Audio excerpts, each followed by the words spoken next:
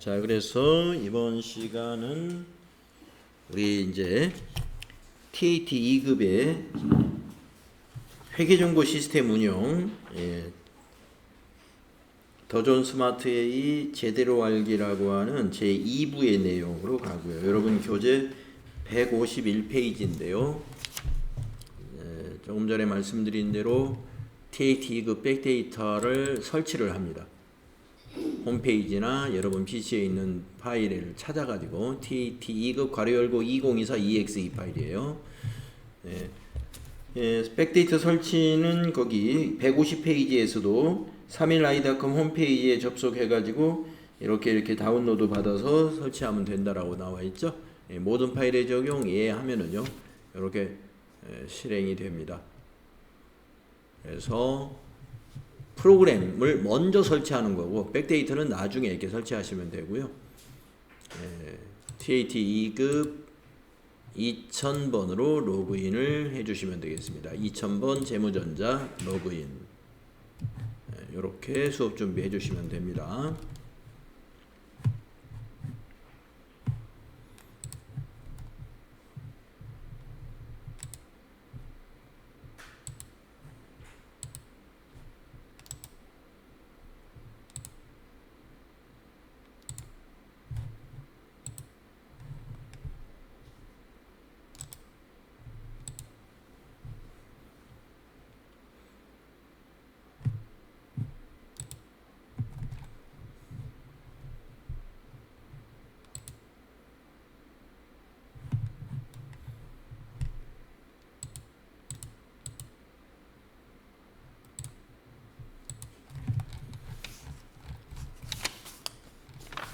자, 우리는 이제 FAT 1급에서 이 프로그램을 충분히 사용을 해 보셨기 때문에 151쪽, 152쪽 그냥 넘어가도 되겠죠. 자, 152페이지에 보시면은 우리 FAT 1급보다 메뉴가 더 많구나 하는 걸 알 수가 있습니다.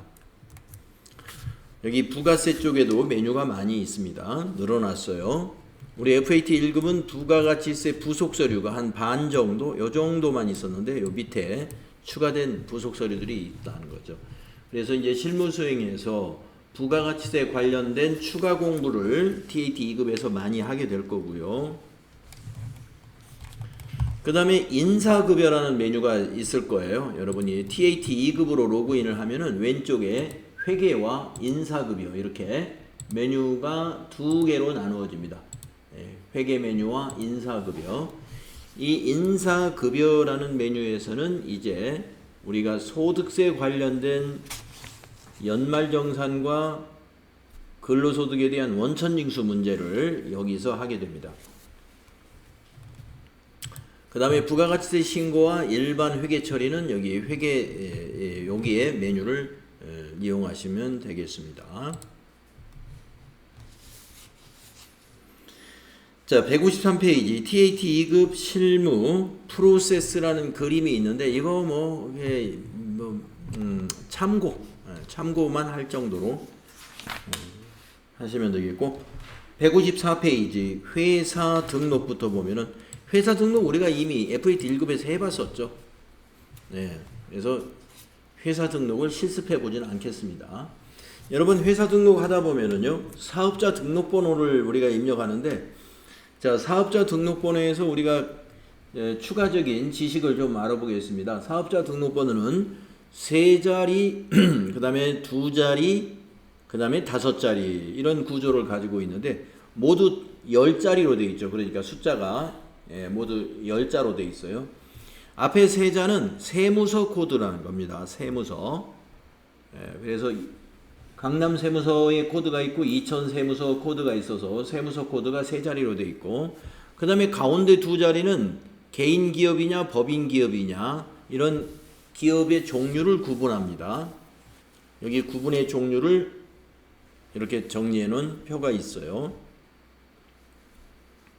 그 다음에 뒤에 있는 이 5자리는 일련번호 또는 검증번호라고 합니다. 그래서 사업자 등록번호는 숫자가 10자로 되어 있다. 자, 환경 설정에 대해서도 FAT 1급에서는 우리가 환경 설정 예, 우리가 실습도 해보는 문제가 있고 그랬죠.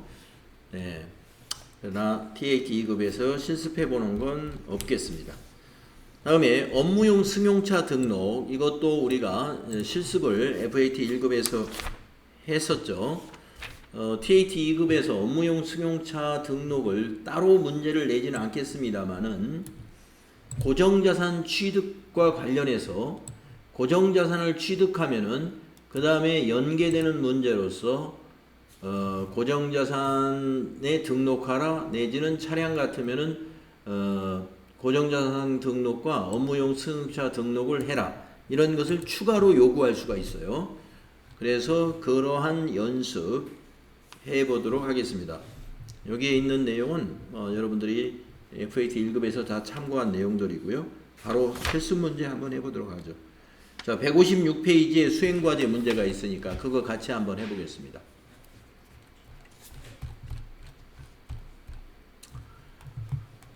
자, 업무용 승용차 등록이라는 수행과제인데요. 재무전자에 업무용 승용차를 등록하기 위하여 다음을 수행하시오. 그런데 두 가지가 있죠.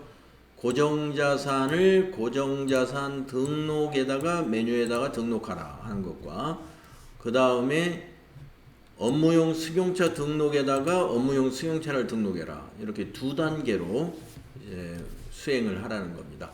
자, 그러면 고정자산 등록, 이 표에 있는 내용을 참고해서 등록 연습 또 해볼까요?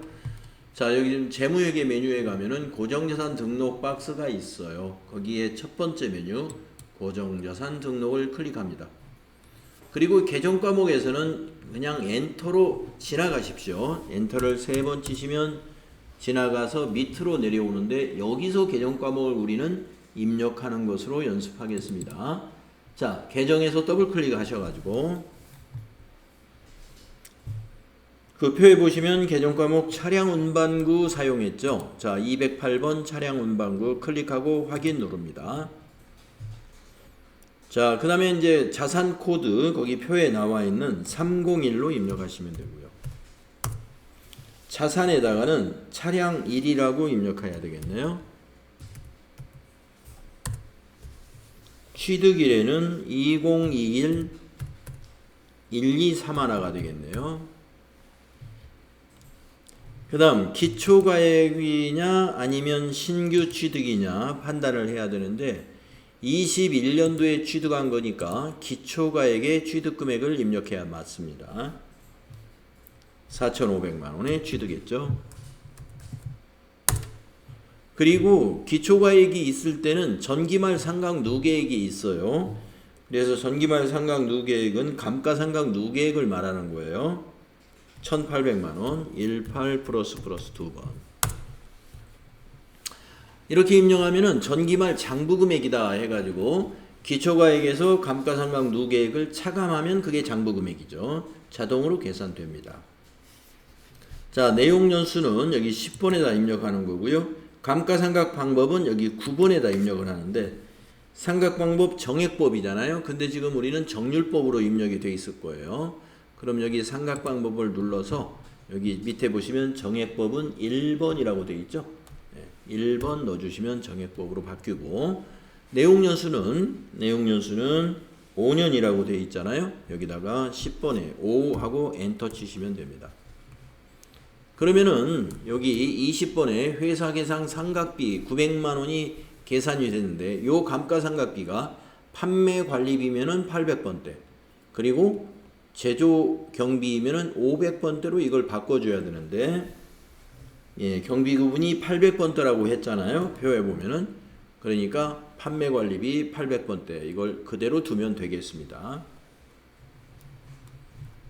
그리고 이제 업무용 승용차 등록을 하고 나면은 여기 26번에 업무용 승용차 여부가 여로 나중에 바뀝니다.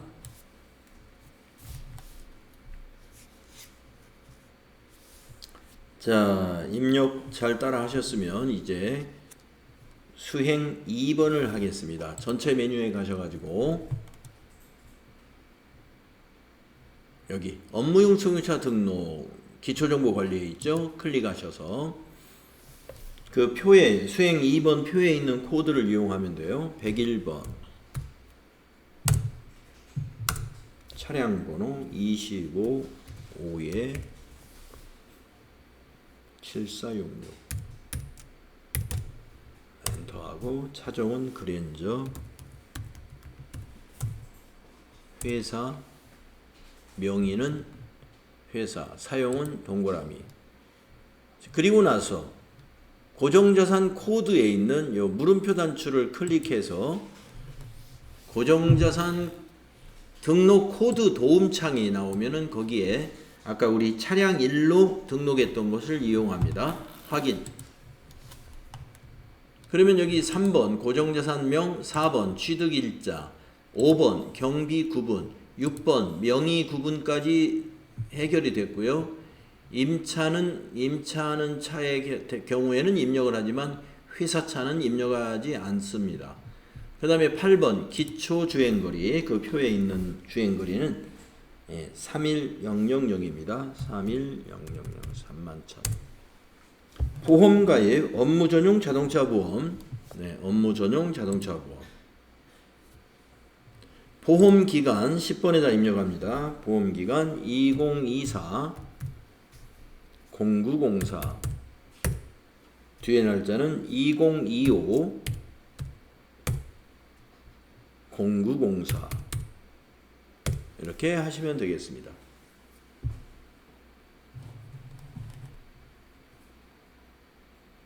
네, 업무용 승용차 등록을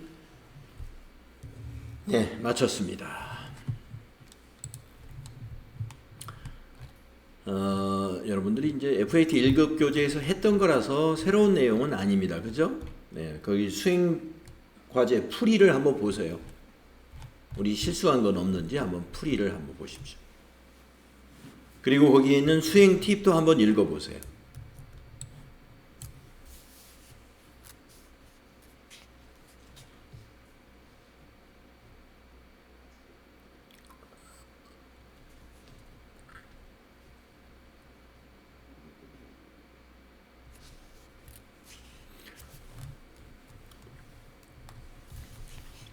다음에 5번 계정과목 및 적요 등록 실습 문제만 해보면 되겠습니다. 네, 계정과목 및 적요 등록에서 이런 코드 체계를 가지고 있다는 거 여러분 그 메뉴에 들어가면 이렇게 볼 수 있죠? 네, 다 아시는 내용이고요. 수행과제로 바로 들어가면 되겠어요. 수행과제 재무전자는 다음에 계정과목의 관리 항목을 추가 등록하고자 한다. 이것도 FAT 1급 교재에서 해본 내용 똑같은 게 또 나왔어요. 그거 연습하는 겁니다. 업무용 승용차와 관련된 다음의 계정 과목에 관리 항목 추가 설정을 수행하시오. 자, 여러분 이거 해봤으니까 각자 해보세요. 보험료, 차량 유지비, 이 두 가지에 대해서 관리 항목 추가해 보십시오. 계정 과목 및 적요 등록에 가서 하는 겁니다.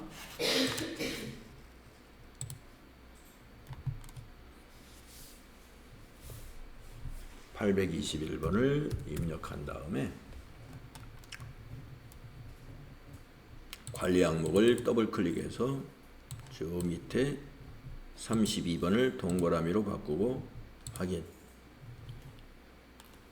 차량 유지비 822번 여기에서도 관리 항목 칸을 더블 클릭해 가지고 저 끝에 밑으로 쭉 내려가서 업무용 승용차 클릭하고 동그라미 확인. 이렇게 하면 되죠. 그래서 여기에 관리 항목 보험료하고 차량 유지비 821, 822에 여기 관리 항목에 여기 업무라고 이렇게 보이게끔 추가하시면 돼요. 네, 거기 풀이 보시고 우리가 이 관리 항목을 추가하는 것은 추가적인 작업을 위해서 추가해 두는 것입니다.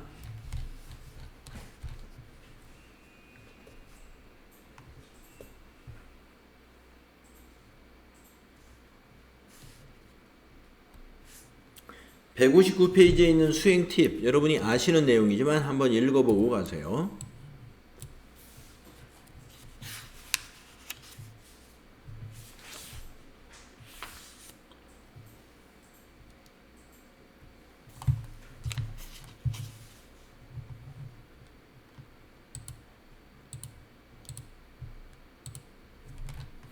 네, 다음은 160페이지부터는 이제 메뉴만 소개를 하는 것입니다. 거래처 등록이라는 메뉴에서 우리가 하는 일, FAT 1급에서 연습 많이 해봤죠? 거래처 등록에 가면은 일반 거래처, 금융거래처, 그리고 카드 거래처로 나누어졌었습니다. 우리가 거래처 등록을 하지 않으면 거래처 관리가 할 수가 없죠. 그래서 거래처 코드를 만드는 그런 과정인데, 거래처 관리를 해야 하는 개정 과목들은 예금 관련 개정 과목, 그 다음에 채권 채무, 외상매출금, 받으러움, 외상매입금, 지급어음, 미지급금, 미수금, 선급금, 선수금, 가지급금, 단기차입금, 장기차입금, 유동성 장기부채, 대여금. 이런 개정 과목을 여러분이 손으로 쓸 때도 이런 개정 과목 쓰고 괄호 열고 거래처를 항상 쓰는 습관을 가지십시오. 손으로 기입할 때도. 그래야 전표를 입력할 때 외상매출금을 만나면 자동으로 거래처를 찾아서 입력하는 거. 이런 거 여러분이 습관이 돼야 되니까, 이제 어제 여러분들 자금관리 평가시험 본 거 보니까 우리 계약금 받은 거 차변에 현금, 대변에 선수금 이렇게 기록하는 건데, 선수금 옆에 괄호 열고 무슨 거래처 이렇게 꼭 쓰는 것이 좋아요. 전표 입력할 때 거래처 코드 입력했어요 라고 하더라도 손으로 쓸 때도 거래처를 기입하는 거, 이걸 습관을 가져야 좋습니다. 그 다음에 이제 제가 채점을 하다 보니까 어제 이제 여러분 어음 관련된 개정 과목의 거래처를 은행으로 입력한 분이 2분이 계셨어요. 지급어음의 거래처를 은행으로 입력했고, 받으러음의 거래처도 거래처를 은행으로 입력을 했는데, 여러분 받으러음이나 지급어음에 있는 그 은행의 이름은 지급은행입니다. 그 지급은행을 거래처로 넣는 게 아니라, 어음은 받으러음이면 발행한 자, 발행인이 있어요. 받으러음의 거래처는 발행인이 거래처가 되고, 지급어음의 거래처는 수취, 누구누구 귀하, 저 위에 보면은 쭉 선거지었고 이게 귀하라고 되어 있죠. 누구누구 귀하, 여기가 이제 수취인이에요. 여기에 있는 거래처가 지급어음의 거래처가 됩니다. 그러니까 여러분 이제 받으러음하고 지급어음, 어음 관련 그 개정 과목 입력할 때 거래처에 은행으로 들어가는 일은 없을 거예요. 은행이 아닙니다. 은행은 지급지예요. 지급지. 그래서 우리는 받으러음, 지급어음, 자금관리 할 때에 거래처는 그 제품이나 상품을 거래한 그 거래처를 입력하는 거예요. 외상매출금이나 외상매입금의 거래처라는 얘기죠.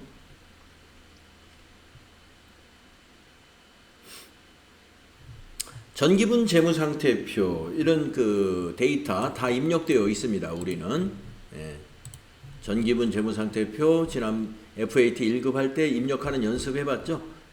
TAT 2급에서는 연습이 필요 없습니다. 다 입력이 되어 있고요. 그 다음에 전기분 손익계산서 FAT 1급 공부할 때 우리 입력하는 거 연습했죠. 자, TAT 2급에서는 전기분 손익계산서 다 입력되어 있습니다. 상품 매출원가하고 제품 매출원가 공식이 이렇게 다릅니다. 여러분들 이론 공부할 때 제가 이론에 상품 매출원가가 재고자산 공부할 때 상품 매출원가만 있어가지고 제가 이 공식을 밑에다가 좀 써주세요 그랬을 거예요. 이거 기억나실지 몰라요.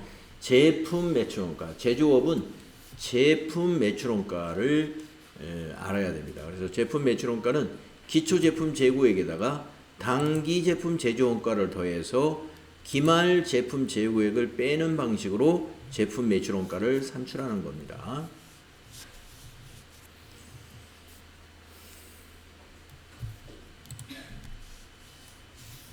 그래서 다 입력이 되어 있는 것을 지금 메뉴만 설명하고 있는 거예요. 전기분 원가 명세서에도 다 입력이 되어 있습니다. 전기분 원가 명세서에 가보면은 메뉴에 재료비, 그 다음에 그 밑에 노무비, 그 다음에 그 밑에 제조 경비로 구분해 가지고 제조 원가를 집계해 놓은 게 있어요. 그래서 맨 밑에 당기 제품 제조 원가를 산출하는 보고서입니다. 네, 여러분 제조 원가 명세서 전기분 거 한번 보러 들어가 보겠습니다. 네, 전체 메뉴에 가셔가지고요, 제조원가 명세서, 전기분 원가 명세서, 여기로 들어가 볼까요? 네, 입력이 되어 있는가 볼까요? 자, 그런데 경비 선택을 하라고 이런 창이 나오는데요. 앞으로 이제 제조업, 우리 회사는 제조업입니다. 제조업에 대한 매출원가 및 경비 선택이라는 이 창을 만나게 되면은 앞으로 어떻게 입력을 하시냐면, 여기 매출 원가 코드에서 제품 매출 원가를 찾아야 되겠죠. 네, 더블 클릭해 가지고 제품 매출 원가 한번 찾아볼까요? 455. 네, 제품 매출 원가 이걸 클릭하시고요. 그 다음에 원가 경비에서는 500번대 1번을 선택해 주면 돼요. 500번대. 그러면 표준원가 제조라고 나타날 거예요. 이제 매출원가 및 경비 선택 창을 이제 제조업에 관련된 이 더존 프로그램에서 뭐 이런 전기분 원가 명세서를 생성한다든가 또는 결산자료 입력에서 자동 결산하는 결산자료 입력 창을 열었을 때 이런 팝업 창이 나오면 이런 형식으로 항상 입력해 주세요. 제품 매출원가 500번대. 자, 그리고 확인해 주시면 이렇게 나타납니다. 자, 자료는 간단하게 제공이 돼 있어요. 지금 이 안에 재료비, 노무비, 경비가 있습니다. 재료비는 501번, 그 다음에 노무비는 504번, 그 다음에 복리후생비부터 외주 가공비까지 여기가 제조 경비예요. 그래서 이 내용이 재료비가 여기에 지금 오른쪽에 이제 그 구조적으로 보이는 게 보면 재료비, 그 다음에 3번에 노무비, 요게 그대로 간 거예요. 그대로. 그 다음에 경비, 여기서부터 나머지 여기까지가 이제 제조 경비 이렇게 간 거예요. 그래서 이 세 가지를 더하면 그것을 당기 총 제조 비용이라고 그래요. 그래서 당기 총 제조 비용으로 원가 명세서가 끝나버리는 게 아니라 기초 제공품 재고액을 더합니다. 왜냐하면 기초 제공품은 기말에는 이미 생산이 끝났기 때문에 장기 제조 원가에 포함시켜야죠. 그래서 이거 앞에 플러스 더한다는 것이고, 또 타계정 대체한 것도 더합니다. 없으니까 원가에 포함을 안 시키죠. 그리고 나서 합계 구합니다. 그러면은 당기 제조 비용 4억 2,950만 원에다가 기초 제공품이 300만 원이 있었기 때문에 그걸 더하면 4억 3,250만 원이 돼요. 이것은 이제 합계라고 불러요. 거기서 기말 제공품을 뺍니다. 그리고 타계정 대체, 제공품을 타계정 대체한 것은 매출이 일어난 게 아니니까 뺍니다. 자, 그래서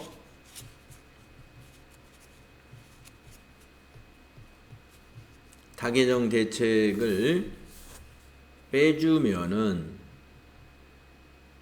당기 제품 제조원가가 됩니다. 그래서 이 당기 제품 제조원가가 손익계산서로 가 있어야 돼요. 4억 3,250만 원, 이게 손익계산서로 갔는가 한번 보도록 하겠습니다. 자, 전체 메뉴에 가서 전기분 손익계산서 가보겠습니다. 전기분 손익계산서. 네, 우리 손익계산서는 요 상품 매출이 제품 매출 원가로 바뀐 거 외에는 다 나머지 구조는 똑같아요. 자, 그래서 제품 매출 원가에 4억 1,550만 원을 클릭해 보면 제품 매출원가 구조가 나오는데요.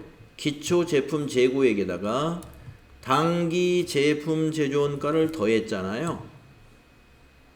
이게 바로 제조원가 명세서에서 넘어온 당기 제품 제조원가예요. 그래서 이 두 개를 더해서 기말 제품 재고액을 뺀 것을 우리가 당기 제품 매출원가라고 한다, 이런 얘기죠. 당기 제품 매출원가. 당기 상품 매출원가하고 달라진 부분이 바로 요 빨간 부분, 요 부분입니다. 우리가 상품의 경우는 이 자리에 오는 게 뭐예요? 당기 상품 매입액이 오잖아요. 당기 상품 매입액. 근데 제조업에서는 제품은 당기 제품 제조원가가 이 자리에 오는 거예요. 그 점이 제조원, 그리고 이 금액은 제조원가 명세서에서 맨 밑에 있는 당기 제품 제조원가하고 항상 일치해야 돼요. 432-500-000이잖아요. 전기분 원가 명세서의 요 밑에 당기 제품 제조원가가 432-500-000 이게 똑같다, 이런 말씀이죠. 마찬가지로 전기분 손익계산서에 보시면은, 자, 전기분 손익계산서의 맨 밑에 있는 기말 제품 재고액 이 3,200만 원은 무엇하고 같을까요? 전기분 재무상태표의 제품과 같아야죠. 가볼까요? 3,200만 원이 맞는지. 자, 그러면 전기분 재무상태표로 또 가보세요. 전기분 재무상태표의 제품 보세요. 제품이 3,200만 원. 그걸 우리가 옛날에 FAT 1급에서 상품을 이렇게 했잖아요. 전기분 재무상태표의 상품이 전기분 손익계산서 기말상품 재고액하고 같아져야 되잖아요. 그랬듯이 제조업에서는 전기분 손익계산서의 기말 제품 재고액과 전기분 재무상태표의 제품이 항상 같아지는 거예요. 일치해야 되는 거죠. 네, 그러한 것들을 여러분이 아셔야 이제 나중에 여러분들 결산 처리 시험 볼 때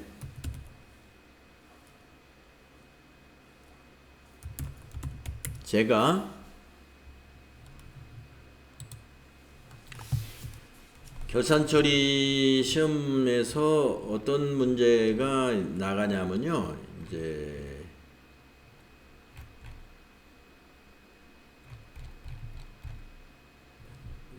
요거 한번 보시면은 이게 이제 수정후 잔액 시산표입니다 라고 이렇게 보여져요. 이 시산표.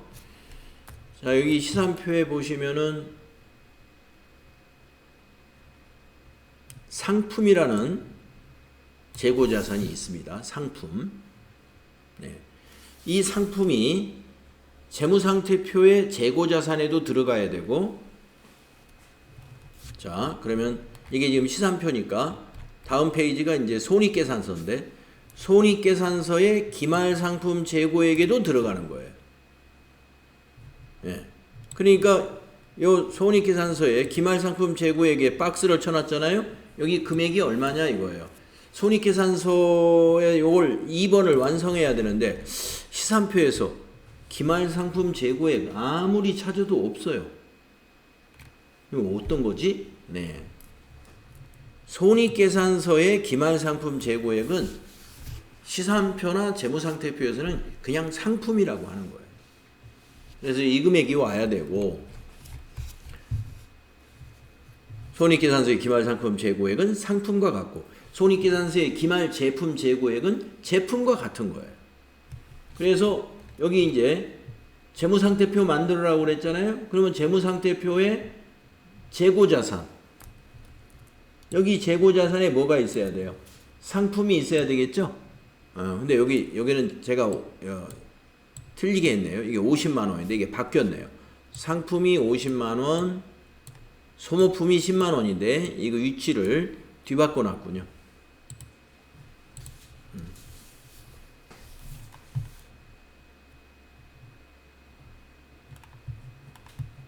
어떻게 바꾸지 이거?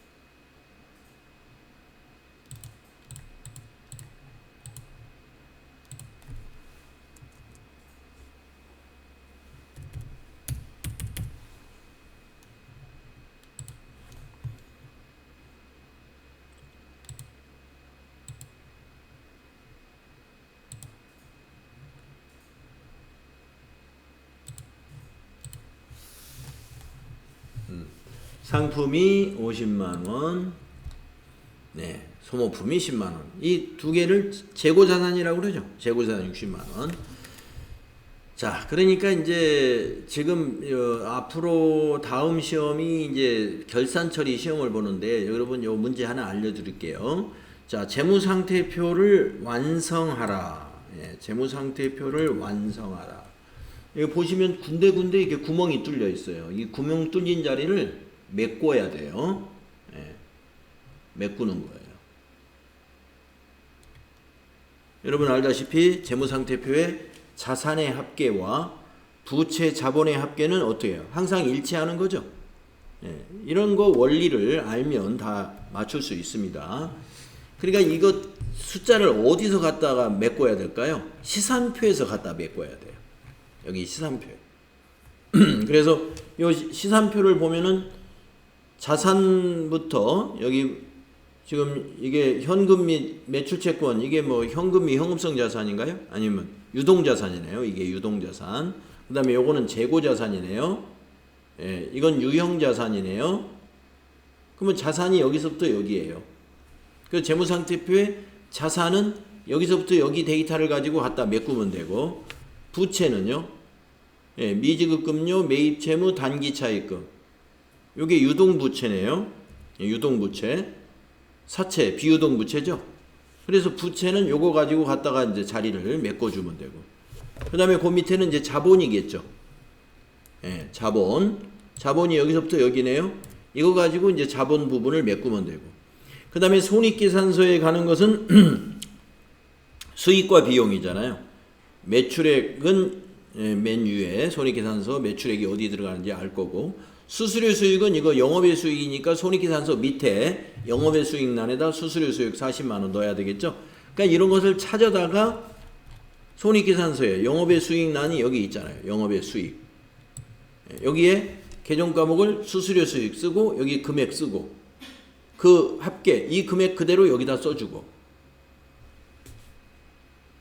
영업외 비용 계정 과목 금액 쓰고 그 금액이 이것과 같겠죠. 영업외 비용 볼까요? 여기 보면 영업외 비용이 시산표에 뭐가 있나요? 예, 이자 비용. 이것이 영업외 비용이네요. 그러니까 이자 비용 10만 원을 여기다 써주면 되는 거예요. 그리고 그 10만 원 여기 있죠. 그래서 손익계산서에 정형화되어 있는 이런 양식을 여러분이 그동안 FAT 1급 시험 준비하면서 이 양식에 많이 익숙해져 있단 말이에요. 익숙해져 있으니까 이제 이런 빈칸 채우는 것도 할 줄 알아야 되겠어요. 그래서 손익계산서의 빈칸 채우기, 그 다음에 재무상태표의 빈칸 채우기, 예, 요거 시험 문제 있습니다. 결산 처리 때 요 시험지로 시험 볼 거예요. 자. 그래서 지금 우리가 TAT 2급의 지금 기초정보 관리에 대해서 지금 이미 다 입력되어 있는 걸 확인하고 있는데 지금 이러한 그 전기분 자료가 입력되어 있는 것도 원가 명세서와 손익계산서의 관계 또 손익계산서와 재무상태표의 개정 과목 간에 또 일치시켜야 되는 그런 개정 과목들이 있잖아요. 네, 그런 관계를 여러분이 알고 계셔야 되겠습니다. 다음 10번으로 넘어가서요. 전기분 이익잉여금 처분계산서. 네, 이것도 다 입력되어 있습니다. 전기분 거.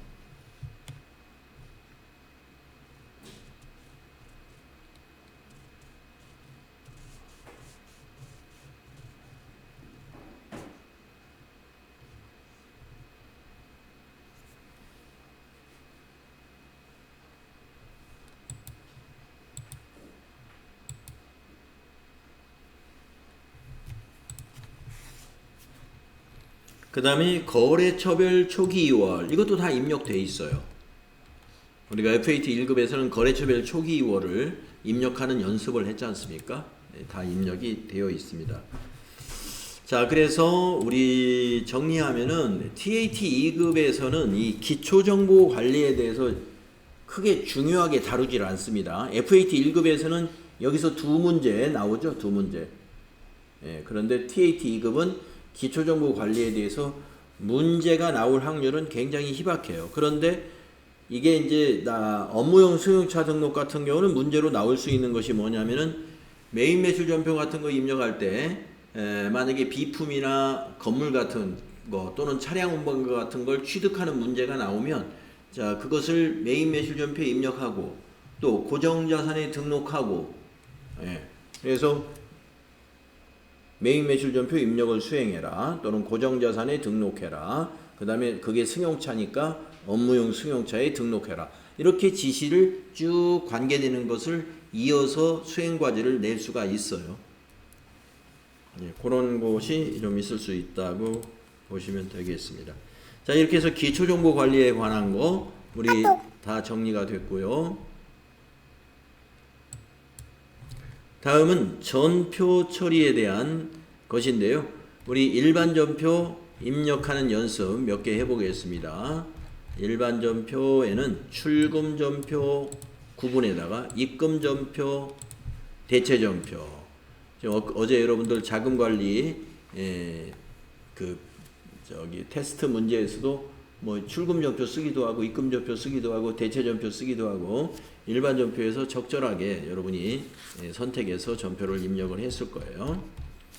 자, 165페이지 수행과제를 여러분하고 같이 해볼게요. 일반 전표 연습 문제입니다. 다음 거래 자료를 참고하여 출금, 입금, 대체 전표 입력을 수행하시오. 1번 출금 전표 작성하기. 자, 출금 전표니까 대변의 현금이라는 얘기죠. 자, 관리부 업무용 승용차에 주유를 하고 주유대금을 현금으로 지급했습니다. 이랬습니다. 네. 어제 자금관리 시험 볼 때 이와 비슷한 문제를 냈었는데요. 차량이 주유를 했다 그랬는데 저는 차량 유지비로 당연히 할 줄 알았거든요. 근데 여비교통비로 처리하신 분이 몇 분이 있더라고요. 여비교통비. 여러분 그 차량과 관련된 수리비라든가 지금 여기 주유라는 건 기름을 넣은 거거든요. 차량과 관련해서 주차비 같은 것도 나가잖아요. 이거 다 차량 유지비로 처리하면 됩니다. 우리 회사 차니까. 그래서 뭐 어느 부서에 업무용 승용차에 기름을 넣었다, 주유를 했다 그러면 차량 유지비로 회계 처리해주면 맞아요. 여비교통비로 하면 틀립니다. 그래서 제가 여비교통비로 하신 분들은 틀렸다고 아마 표시했을 거예요. 자, 회계 처리 수행하고 업무용 승용차 관리를 수행하라. 요 두 가지를 해보도록 하겠는데요. 이건 여러분 아시고 계시죠? 부가가치세 2,454원이 우리가 지출을 했는데 왜 공제를 받지 않고 일반 전표에 입력하느냐 하는 거 알고 있죠? 우리 천시시 초과 소형 승용차 관련된 지출에 관한 매입세액은 공제받지 못해요. 그래서 일반 전표에 입력하는 거죠. 자, 출금 전표로 입력하세요.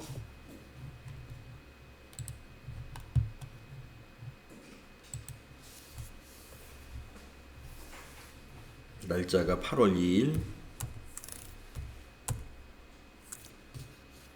매출금, 차량 유지비, 관리부 차니까 800번대. 거래처는 참고로 여기다가 SK 주유소를 코드로 혹시 등록이 돼 있나요? SK 없네요. 여기다 SK 주유소 참고로 써준다고 생각하면 되겠습니다. 시험 볼 때에는 이런 비용 같은 경우는 거래처를 신경 쓸 필요가 없습니다. 왜냐하면 시간을 관리해야 되니까. 근데 지금 우리는 업무하는 것처럼 꼼꼼하게 일단 앞부분에서는 모든 사항을 제대로 꼼꼼하게 입력하면서 연습할 거고, 뒤에서 이제 그 연습 문제 할 때는 시험과 관련된 내용만 입력할 거예요. 자, 적요에다가는 차량 유지비에 대한 나중에 차량 관리를 하면은 이 적요가 바뀔 거예요. 업무용 승용차 관리를 하면은. 그러니까 일단 비워두겠습니다. 그리고 차변에다가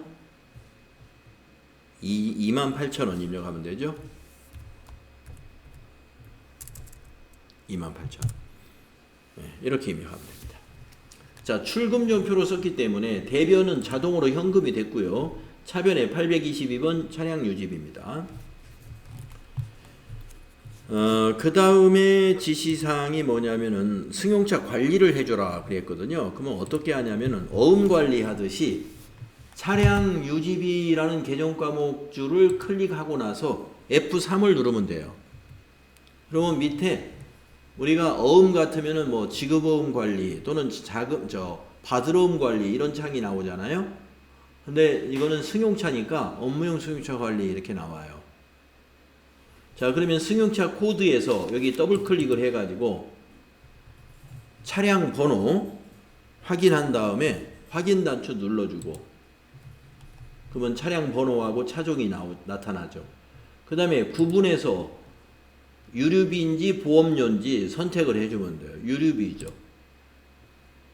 그리고 부서는 이게 영업부 관리부 차인데 이 코드, 부서 코드는 만들어 놓은 게 없어요. 그러니까 원래 이제 회사에서 부서별로 구분한다면 우리가 기초정보관리에 부서 코드라는 것도 있어야 됩니다만은 우리 이런 수업용, 교육용 프로그램에서는 부서 코드를 아예 메뉴를 안 만들어 놨습니다. 그러니까 부서 코드는 그냥 무시하면 돼요. 자, 엔터 하고 나면은 아까 비워두었던 적요란에 이렇게 차량 번호하고 유류비다 하고 적요가 완성이 되죠. 적요만 완성이 되는 것은 아니고 차량 장부 어느 장부인지 그때 FAT 1급 할 때 제가 여러분에게 이 메뉴다 하는 거 알려드렸죠. 차량 비용 현황이라는 게 만들어지는 거예요. 만약에 업무용 승용차 관리를 추가로 안 하면은 계정별 원장이라든가 총계정 원장이라든가 이런 장부만, 회계장부만 만들어지고 이러한 보조장부는 만들어지지 않겠죠. 차량 비용 현황이라는 것이. 그런데 업무용 승용차 관리를 추가로 하게 되면은 이 차량 비용 현황이라는 장부가 생성이 됩니다. 다음에 2번도 해보겠습니다. 입금전표예요. 입금전표. 매출처 한림사로부터 외상대금 330만원을 현금으로 받았다. 입금표를 발행했다. 자, 입금전표 하시고 계정과목은 외상대금을 받은 건데 외상 매출금이니까 받았겠죠. 그래서 대변은 외상 매출금이 되는 그런 등계가 되겠죠. 입력하세요. 일반 전표 8월 5일이죠. 9분의 1번 아니요 2번이죠. 입금은 2번, 외상 매출금 108번이죠. 거래처는 외상 매출금은 반드시 코드로 넣어야 됩니다. 한림사 1001번. 네. 4번 적요 코드 만들어 놨네요. 4 엔터. 외상대금 현금 회수. 대변에다가 금액을 330만 원인가요? 3300 플러스 엔터 하시면 되겠습니다. 차변의 현금, 대변의 외상매출금, 자산 증가, 자산 감소 이런 거래가 되겠습니다. 네, 다음 페이지로 넘어가 보세요.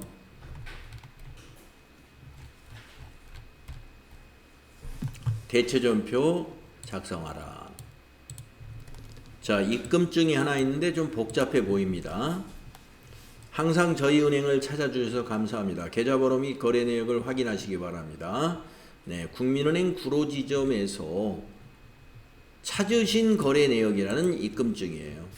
자, 뭘 찾았냐면요. 정기예금 2천만 원을 찾았습니다.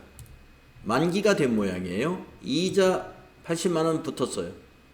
그런데 세금, 법인세와 지방소득세에 대해서 세금 공제했습니다. 그래서 이걸 받았습니다. 이 영수증 내역을 보면 그렇게 풀이가 되죠. 송금계좌, 이 금액을 보통예금 한국은행으로 송금. 이 한국은행 입장에서는 송금이고 우리 회사 입장에서는 입금 받은 거죠. 이걸. 자, 정리가 어떻게 되는지 보세요. 자, 보통예금 입금 차변에다가 요거 입력하면 되겠죠. 차감 수령액. 자, 세금은 말입니다. 우리가 당했잖아요. 법인이. 그러면 선납세금으로 자산 잡으세요. 세금은 법인이 원천징수를 당했을 때는 선납세금으로 자산 잡아야 됩니다. 자, 이건 정기예금이니까 정기예금이 만기가 됐으니까 대변에 가서 정기예금 2천만 원 감소하면 되고요. 선납세금은 아까 차변 자산으로 증가시키면 되고, 이자 소득 이게 뭐예요? 이자 수익이죠. 이자 수익은 대변에 잡아야죠. 수익 발생이니까. 자, 차변 대변 정리가 되나요? 차변에 보통예금하고 선납세금, 대변에 정기예금하고 이자 수익, 이렇게 정리하는 건데, 자, 여기 밑에 설명을 잘 읽어보겠습니다.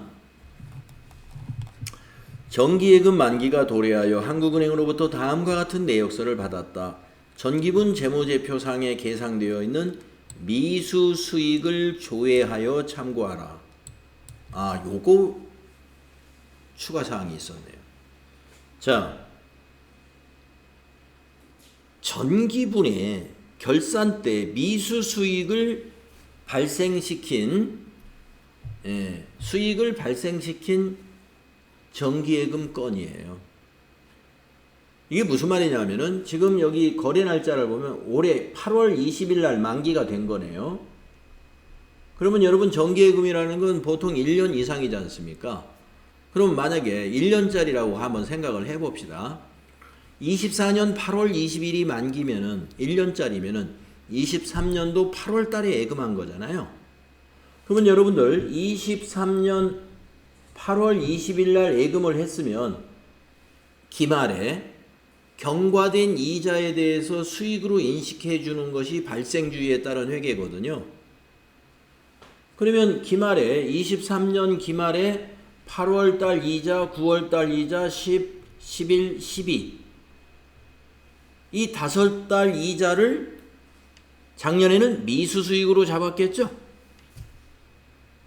차변의 미수수익, 대변의 이자수익 그렇게 잡아놨단 말이에요. 그러니까 이 80만 원이 전부가 다 이자수익이 아니라 그 미수수익은 전기의 이자수익으로 잡았으니까 미수수익 정리하고 나머지만 이자수익으로, 단기분의 이자수익으로 봐야 돼요.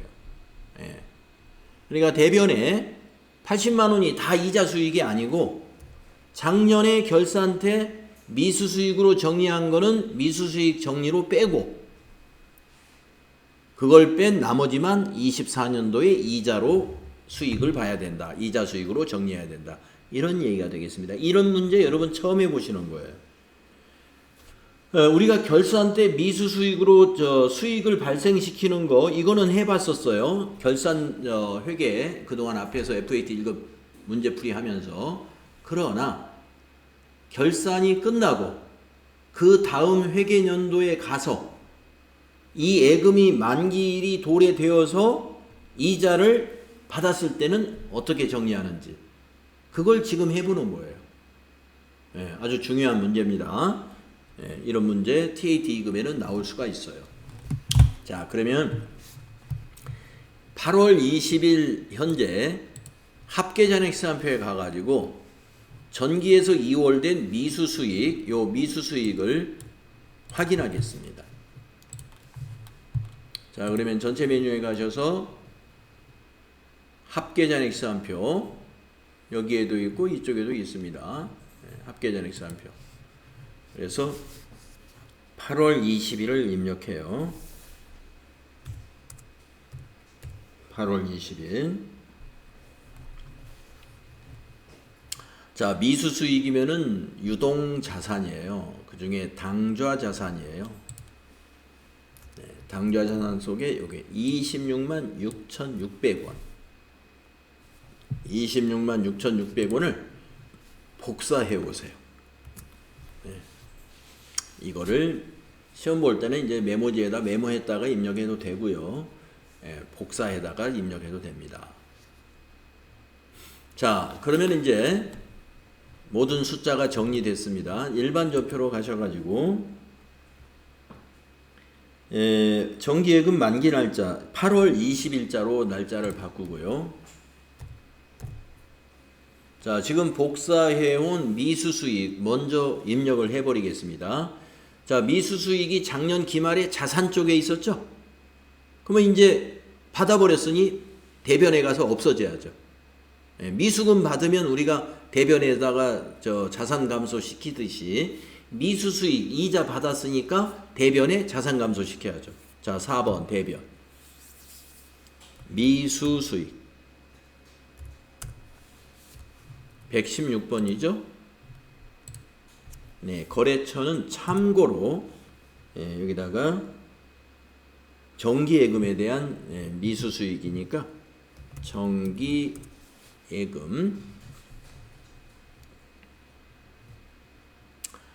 적요는 만기에 우리가 정리하는 거죠. 미수수익을 수정분계하는 거거든요. 4번 적요 괜찮은 거. 미수수익 수정분계. 뭐 재수정이라고 하는데 미수수익을 정리하는 분계예요. 이게 마음에 안 드시면은 스페이스바로 요 코드 지워버리고 미수수익 뒤에다가 정리분계 이렇게 써주면 그냥 무난할 것 같습니다. 미수수익 정리분계. 자, 대변에다가 붙여넣기 하면은 아까 266,600원 복사 안 해온 사람은 그냥 여기 메모한 거 보고 여기다 입력해 주면 되고요. 또 대변에다가 나머지 이자 수익, 올해 이자 수익으로 봐야 될 걸 입력하겠습니다. 대변의 이자 수익 901번. 엔터로 유예과 한국은행 정기예금 복사하면 되고요. 적요에다가는 정기예금에 대한 그 이자잖아요. 없네요. 네, 그러면 적요에다가 정기예금 이자라고 써주면 되겠죠. 자, 그러면 이제 계산기로 80만원에서 요 빼보세요. 이자 전체가 80만원인데 빼기 작년에 결산 때 이자 수익으로 봤던 미수 수익 266,600원을 빼주는 겁니다. 그러면 533,400원이 남죠? 네, 533,400원이 당기에 이자 수익으로 인식되도록 여기다 입력해 주는 거예요. 533,400원. 그러면 합치면 지금 80만원이에요. 네, 또 대변에 하나 정기예금을 만기시켜야죠. 자, 대변에 정기예금 104번 이거는 코드를 반드시 넣어야 됩니다. 한국은행 정기예금 98003이죠. 네, 저교에다가는 만기라고 표시해 주면 돼요. 네, 여기다가 그냥 만기. 대변에 2천만 원이 만기됐어요. 20 플러스 엔터. 자, 대변 세 가지 다 정리가 됐습니다. 이제 차변 정리하겠습니다. 3번. 자, 보통예금 입력할까요? 103번 보통예금. 보통예금 거래처 코드 반드시 넣어야 됩니다. 한국은행 보통. 한국은행 보통. 98000. 네. 저교에는 정기예금 만기라고 써줍시다. 정기예금 만기. 금액은 거기 송금 차감 수령액이 금액이에요. 20676 800이죠. 이것이 보통예금이 증가된 금액이고, 그 다음에 차변이 뭐가 있죠? 하나 더 있었죠. 세금. 세금을 자산 잡는다 그랬죠? 선납세금으로 자산 잡는 거예요. 선납세금. 네, 선납세금이 거래처는 넣을 필요가 없습니다. 방향키로 그냥 지나가시고, 저교는 이자 소득에 대해서 원천징수를 우리가 당한 거잖아요. 예. 이자 소득에 대해서 그래서 1번 저교 만들어 놓은 거 이거 쓰면 되겠습니다. 이자 소득에 대해서 원천징수를 우리가 당한 거예요. 금액이 얼마냐? 자, 이자 소득에 대해서 법인세와 지방소득세 두 개를 더하면 123200 123200이죠. 예. 차변 대변 일치하죠. 합계가. 차변의 개정과목 2개, 대변의 개정과목이 3개가 들어가는 상당히 복잡한 분계가 되겠습니다.